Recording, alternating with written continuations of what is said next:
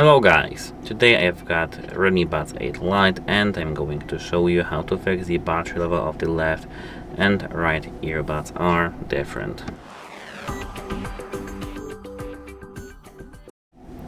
The first thing that you need to do, and of course it's recommended, to charge them up to 100%.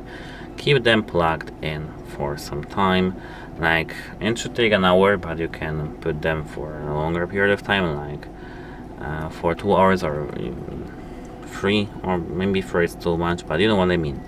And then check if it works, if the battery levels on each earbuds are the same.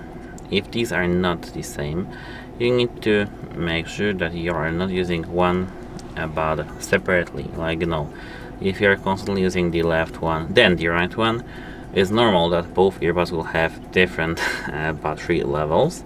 So if you're using them as a pair and then it's still different, it's a different case.